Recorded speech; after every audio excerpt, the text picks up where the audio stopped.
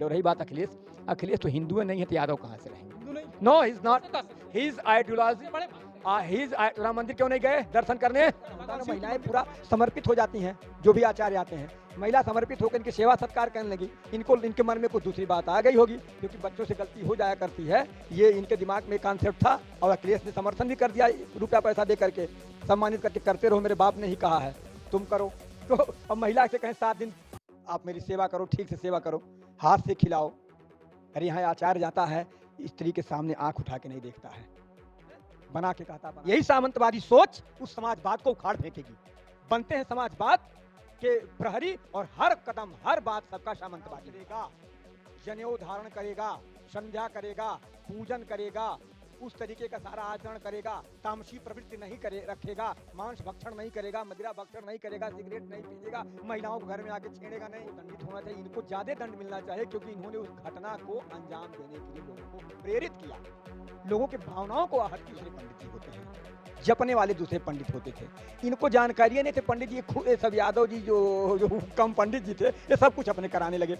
अभी आया कि कलश में पानी भरवाया नहीं, कलश का यात्रा कर। यहाँ आचार्य जाता है, स्त्री के सामने आंख उठा के नहीं देखता है, बना के कहता बना के रख दो, अपने आप दूर से ले लेंगे। इस तरीके के आचार्य की परंपरा, हर आचार्य को ईश्वर मान करके उसकी सेवा की जाती है। और आप स्त्री के प्रति कुदृष्ट डालेंगे तो भोगना तो आपको पड़ेगा ही ना। आप कुकर्म करेंगे, आप भोगेंगे नहीं, जो भी करेगा। मैं तो ये बताइए, अभी पूछ लिया जाए उनसे कितने ब्रांचेज हैं। संस्कृत के 10 ब्रांच की पढ़ाई खाली हमारे यहाँ है, 50 ब्रांच है। ज्योतिष में ही जाएंगे 4 ब्रांच मिलेंगे, वेद में जाएंगे आपको 10-12 ब्रांच मिलेंगे। सब में इतने ब्रांचेज हैं, इतने पढ़ने का अथाह है, समुद्र है, और आप कथा बैठ गए बिना अध्ययन किए हुए, और मन आपका लगा है दूसरी चीजों। पूरे भारत में 70% से अधिक मंदिरों के पुजारी, 70 क्या 80% अधिक मंदिरों के पुजारी नॉन ब्राह्मण है, ब्राह्मण नहीं है, और सारे लोग उनको स्वीकार करते हैं। पूरा देश उन्हें स्वीकार करता है। जिन लोगों को ये कह रहे हैं पुरानी बातों को लेकर के, हम लोग भी छोटे थे, किसी को कुछ होता था, सोखा नाम से गांव में छोटे जात के ही लोग रहते थे, जाकर उनसे नजर झराते थे, टोना झराते थे, और उनको पूजते थे, उनको प्रणाम करते थे। जो जिस श्रद्धा पूर्वक काम करेगा, निकाल दिया उन्होंने अपने तीनों विधायकों को, इसीलिए क्योंकि उनकी जो आइडियोलॉजी है वह मुस्लिम परस्त है, हालांकि मुसलमानों के भी नहीं है। वो अपने आप के हैं, वो डिम्पल के हैं, अपने पिता के भी नहीं है, डिम्पल के हैं, अपने चाचा के भी नहीं है, अपने परिवार के बात ब्राह्मणों की कर रहे हैं कि देश के मंदिरों में ब्राह्मणों का वर्चस्व है। उनके पास डेटा ही नहीं है। श्री राम मंदिर का जो निर्माण हुआ तो पहली ईंट कामेश्वर चौपाल जी ने रखा था, दलित थे। वर्तमान में आप देखिए 2 दलित, एक ओबीसी पुजारी के रूप में है। घोरनाथ मंदिर के बारे में मैंने बताया कि प्रधान पुजारी दलित हैं। यही नहीं, आप खोज डालिए, पूरे भारत में 70% से अधिक मंदिरों के पुजारी, 70 क्या 80% अधिक मंदिरों के पुजारी नॉन ब्राह्मण हैं, वो ब्राह्मण नहीं है, और सारे लोग उनको स्वीकार करते हैं। पूरा देश उन्हें स्वीकार करता है। जिन लोगों को ये कह रहे हैं पुरानी बातों को लेकर के, हम लोग भी छोटे थे, किसी को कुछ होता था, सोखा नाम से गांव में छोटे जात के ही लोग रहते थे, जाकर उनसे नजर झराते थे, टोना झराते थे, और उनको पूजते थे, उनको प्रणाम करते थे। जो जिस श्रद्धा पूर्वक काम करेगा वही काम करेंगे। और रही बात अखिलेश, अखिलेश तो हिंदू नहीं है तो यादव कहाँ से रहेंगे? हिंदू नहीं है। No he is not, he is ideology. Ram Mandir क्यों नहीं गए दर्शन करने? तो भगवान शिव की मंदिर बनवा रहे हैं, जब पूरा हो जाएगा पूजा वूजा कर लेंगे फिर जाएंगे। वो विधायक जो तीनों क्यों छोड़ दिए, दर्शन करने जाना था उनको क्यों छोड़ दिए, तीनों क्यों निकाल दिया उन्होंने अपने तीनों विधायकों को? इसीलिए क्योंकि उनकी जो आइडियोलॉजी है वह मुस्लिम परस्त है, हालांकि मुसलमानों के भी नहीं है। तो वो किसके? वो अपने आप के हैं, वो डिम्पल के हैं, अपने पिता के भी नहीं है, डिम्पल के हैं, अपने चाचा के भी नहीं है, अपने परिवार के किसी के नहीं है। वो सबसे बड़े समाजवादी हैं, वो पीडीए के हैं, कहते हैं कि हम पिछड़ा दलित अल्पसंख्यक लेकर चलते हैं, हम 90% आबादी के हैं। अखिलेश यादव जी टोटवा कहाँ गया इनका? 90% आबादी के थे। टोटवा था तभी तो आपको लेकर आए 62 से 33 पे, खुद आ गए 37 सीटों पे, और भारत की तीसरी सबसे बड़ी पार्टी है। उनका कहना है कि हमने बहुमत का रास्ता उसी पीडीए से आपका रोक दिया। सब लोग मिल करके और सिमट गए हैं एक साथ। इसी तरीके से लोगों को बरगला करके आप बरगला नहीं पाएंगे। यहाँ की जनता समझ गई, क्योंकि देखिए स्वामी प्रसाद मौर्य को कुदाया, लड़ाया, पहले रामचरितमानस से लड़ाया, तुलसीदास जी को दूबे कह डाला, इनको मौर्य कहा, वो फकाते वहां से यहाँ गए, यहाँ से गए यहाँ गए। आज उनकी क्या स्थिति आप देख रहे होंगे। पता नहीं इस समय जिंदा भी है कि नहीं अभी? अरे अपनी पार्टी बना लिए, अपनी पार्टी बना लिए। बीजेपी को उखाड़ फेंकेंगे। हाँ, वही ना कह रहे हैं, उखड़ते उखड़ते खत्म हो गए। फिर आप अभी देखिए, ये दलितों से लड़ाया, अभी करणी सेना को लेकर के 36 दलित लड़ाया, अब यादव ब्राह्मण को। इस प्रकार से ये जानते हैं कि जब तक ये हिंदू समाज टूटेगा नहीं, क्योंकि हिंदू समाज एक हो रहा था ना, और एक होगा तभी प्रगति करेगा। और जब भारत में प्रगति हो जाएगी तब लोग पढ़ेंगे, जब लोग पढ़ेंगे तो इनकी दाल गलेगी नहीं। पीडीए को जो जाना होगा समझा देंगे। अभी आपने, मेरी पहले ही बात हुई पीडीए को लेकर के, ए का डिफिनीशन जब ये करते हैं तो कोई बचता है क्या पृथ्वी पर? इनके ए के डिफिनीशन में कोई बचता है क्या? वो तो कह रहे हैं समाजवाद है, हम सबको न्याय देने के लिए आगे आ रहे हैं। न्याय देना है? कैसा समाजवाद? कहाँ? सबसे बड़ी जातिवादी पार्टी भारतीय जनता पार्टी है। अरे भाई, ये वो कह सकते हैं ना। उत्तर प्रदेश में देख लीजिए, इनकाउंटर हो रहा है, जाति देख के ठोका जा रहा है। उनका कहना है कि देखिए, मतलब कि अगर आप इनकाउंटर भी कर रहे हैं उसमें भी आप जाति देख रहे हैं। भारतीय जनता पार्टी पर वो आरोप लगा रहे हैं, सबसे बड़ी भूमाफिया पार्टी आपको बता रहे हैं। करणी सेना की बात कहे, फिर नारायणी सेना और आहिर रेजिमेंट जो बनाए हैं, ये कहां से आया है? जात की बात यही शुरू करते हैं, इसी नाते जात की बात करते हैं कि जात की बात करेंगे कुछ वोट हमको मिल जाएंगे। आप जाति की बात नहीं करते। हम सर्वे भवन्तु सुखिनः की बात करते हैं। हम सर्वाधिक आवास योजना का लाभ मुसलमानों ने लिया है। सर्वे करा ली थी गोरखपुर में। मतलब आबादी के रेशियो में अगर देखेंगे तो मुसलमान 80% पाए हैं, क्योंकि वो नीडी थे। जहां जो नीडी रहा, क्योंकि मुसलमानों को इन लोगों ने कभी कुछ आगे बढ़ने ही नहीं दिया। हम उन्हें आवास दे रहे हैं, उन्हें आयुष्मान कार्ड दे रहे हैं। कोई मुस्लिम बताइए इसके पास आयुष्मान कार्ड ना हो? ये कितना दिए हैं बता दिए, कितना आवास इनके समय में हुआ था?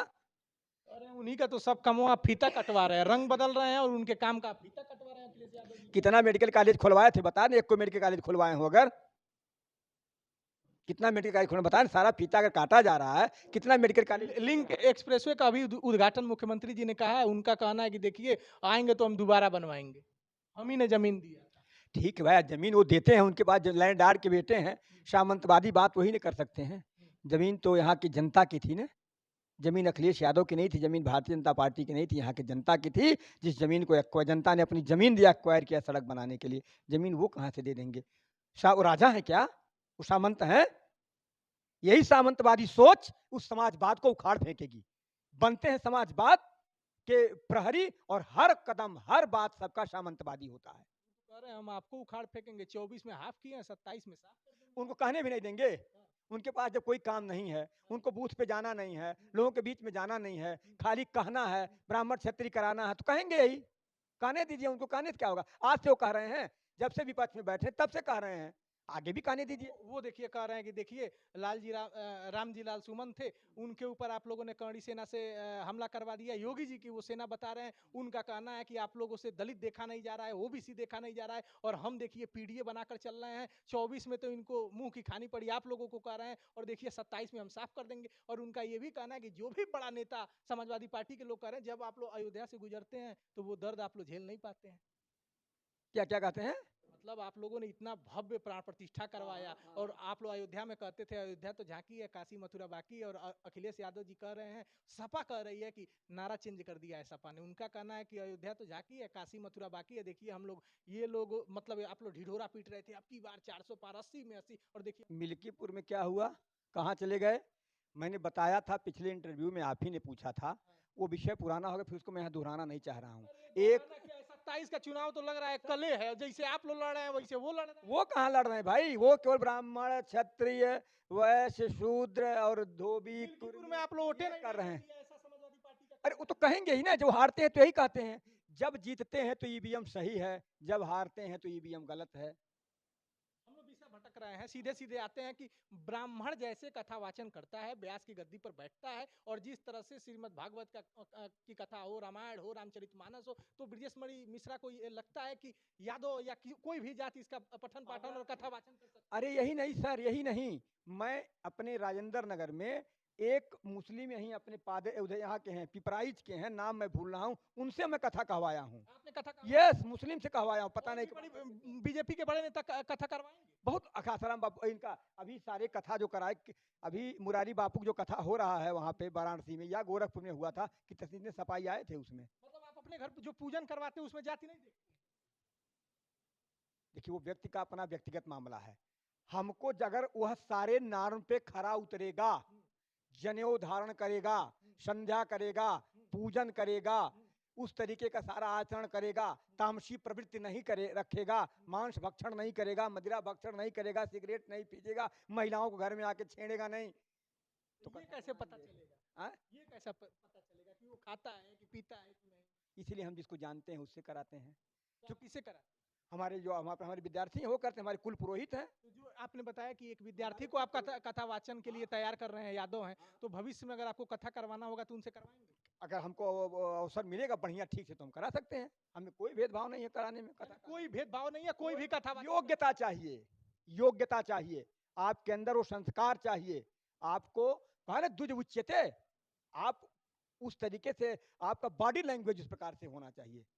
अब बैठ करके जिस तरीके से अभी वीडियोस मैं देख रहा हूँ मोबाइल पे, व्यास मंच पे जिस तरीके से ये कई लोग अभी हेमराज यादव पता नहीं किसका जैसा सुनने में आ रहा है, क्या किसी जो वास्तव में कथा कहता है उस व्यक्ति के मुंह से सुने होंगे कभी? अब वो कथा कर, अब आप कोई बुलाया ही नहीं। अब क्या मैंने बात सुनिए, ये दुर्भाग्य है कि नहीं इस देश का, ये धर्म को खंडित कर रहे हैं। यानी जिस तरह से आप समझा रहे हैं, जो मैं समझ पा रहा हूँ, उनको जो मारा पीटा गया ये गलत है, उनको पुलिस को दे देना चाहिए था। लेकिन जिस तरह से मुकुट मणि यादव जिन्होंने अग्निहोत्री अपना नाम बताया, और संत सिंह यादव जिन्होंने अपनी पहचान बताई, गलत बताई, ये गलत था। ये गलत था, सबको दंडित होना चाहिए, इनको ज्यादा दंड मिलना चाहिए क्योंकि इन्होंने उस घटना को अंजाम देने के लिए लोगों को प्रेरित किया, लोगों के भावनाओं को आहत किया। मेरे भाई, मैं यहाँ बैठा हूँ और मुझे लाके कोई धोखे से मांस खिला दे तो उसमें क्या दशा होगी उसकी जो सामने बैठा होगा, आपने सोचा है? मैं मांस नहीं खाता हूँ। धोखाधड़ी का केस भी तो दर्ज कर लिया गया, FIR दोनों लोगों पर हाँ तो होगा, तो सरकार में अभी जो सुनने में आ रहा है, क्या सुनने में आ रहा है? कि जो कथावाचक महोदय थे, देखिए कथा अलग कहते हैं, पौरोहित का कर्म अलग है, दोनों अलग अलग चीजें हैं। कथा जो कहते हैं वो अपनी स्थिति उसमें लेकर के जाते हैं, कथा किस प्रकार से अपने आप को परिमार्जित करें। और जो पांडित कर्म होता है, पूजन कराने वाले दूसरे पंडित जी होते हैं, जपने वाले दूसरे पंडित होते थे। इनको जानकारी नहीं थे, पंडित जी ये सब यादव जी जो कम पंडित जी थे ये सब कुछ अपने कराने लगे। अभी आया कि कलश में पानी भरवाया नहीं, कलश का यात्रा करा दिए। उनकी विधि होगी, अरे विधि उनका है कि विधि जो परंपरागत विधि चल रही वो विधि अनुसार हमारे अनुसार है कि सबके नॉर्म फिक्स हैं।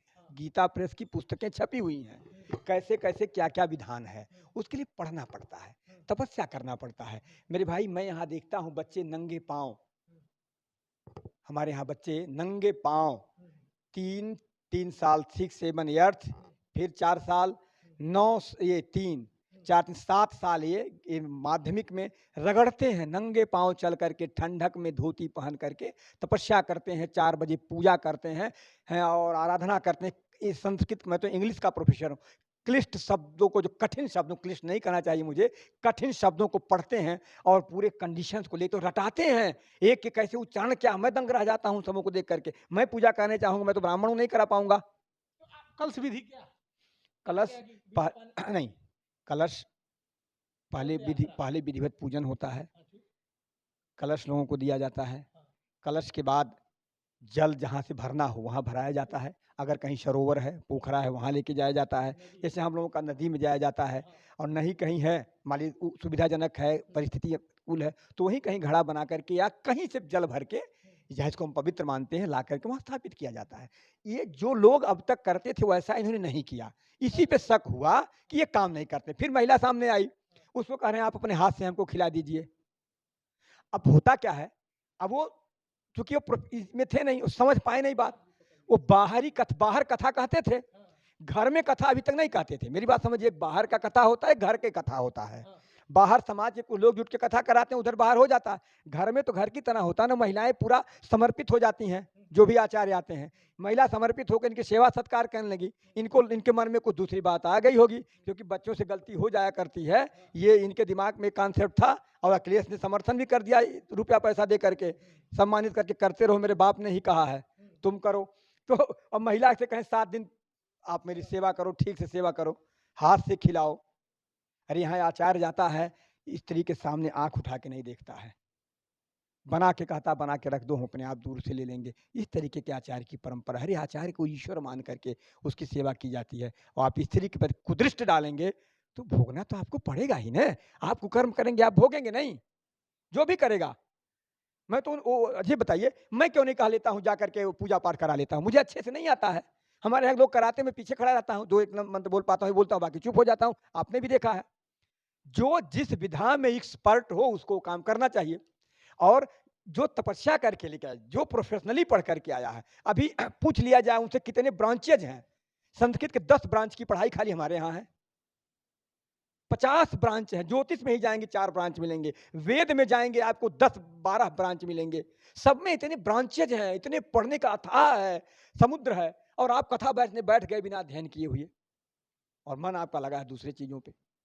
यानी आपका कहना है अगर आप योग्य हैं, पढ़े लिखे हैं, तो ब्राह्मण की जो परिभाषा लोग बताते हैं, उनका कहना है जो अंधकार से उजाले की तरफ ले जाए वो ब्राह्मण है। यानी ब्रजेश मणि मिश्रा ये मानते हैं कि अगर आप योग्य हैं, साधना कर रहे हैं, और तमाम आपने नाम गिनाया है, मुरारी बापू जी का गिनाया है, रामदेव जी का, उमा भारती जी का, साध्वी रीतम्बरा जी का, सबका आपने बताया। उन्होंने योग किया, वो सन्यासी हैं, साधना किया, और वो कथावाचक है, और सब लोग उसका मतलब कि अनुसरण कर रहे हैं, उनकी कथाओं को सुन रहे हैं। देखिए, एक तो समझना चाहिए, कथा व्यास वाचक अलग है, साधु अलग है, साधु सन्यासी एक ही है, साधु अलग हैं, पुरोहित अलग हैं, पुजारी अलग हैं। जब तक ये चारों हम नहीं समझेंगे, चारों को एक नहीं समझना है। पुरोहित अलग है, पुजारी अलग हैं। जैसे पुरोहित क्या है? पुरोहित वह है, अक्सर ब्राह्मण पुरोहित होते हैं हमारे सनातन में। क्यों? क्योंकि ब्राह्मण पूरी अपनी ऊर्जा उसी पे लगाता है। यह मान के चला जाए 3, 2, 5, 7, 5, 12 साल की साधना करता है, तब वो पौरोहित्य कर्म करने योग्य होता है, उसी की वो पढ़ाई करता है। हाँ। सीधे सीधे ये पूछे, जो दादरपुर में जो घटना घटी, वो घटना बढ़ नहीं सकती थी, उसे दोनों पक्षों को समझाया जा सकता था, रोका जा सकता था। आपको ये लग रहा है कि ये बढ़ाया गया है, या फिर जिस तरह से मैंने आपको प्रश्न किया कि कथा वाचन केवल ब्राह्मण कर सकते हैं या सब कुछ सब लोग कर सकते हैं, 1 मिनट में दोनों का जवाब दीजिए। देखिए, ये घटना रोकी जा सकती थी। जब अखिलेश यादव, जब लोगों ने यह काम किया तो उधर से विरोध होने लगा। जब विरोध होगा, प्रतिघात होगा तो दिक्कतें होंगी। ये सब जानबूझ करके समाजवादी के जो लोग हैं इसको इतना बढ़ा चढ़ा करके प्रस्तुत किए कि घटना इस प्रकार से परिवर्तित हो गई। ये घटना कराई गई। अब कराई गई, अच्छा यह बताइए, कराना ही नहीं कहेंगे। जब आप तिवारी हैं और बन करके यादव जाएंगे तो घटना होगी ही। यादव हैं, अग्निहोत्री बन के जाएंगे, घटना कराना था तभी नहीं करके गए। क्यों ये करके गए? और गए और महिलाओं को छेड़ने जाएंगे तो घटना होगी नहीं, घटना कराई गई है। वो तो कह रहे कथावाचक है, फंसाया जा रहा है। कथावाचक को फंसाना होता तो इतने सारे कथावाचकों के बीच में कैसे काम चलता? निरंजना ज्योति को हम लोग कथावाचक हैं, बड़ी हस्ती हैं, भारतीय जनता पार्टी टिकट देती है, विरोध क्यों करती है उनको? तो हमारे साथ बातचीत कर रहे थे भारतीय जनता पार्टी के कद्दावर नेता, भारतीय जनता पार्टी के शानदार प्रवक्ता, बुद्धि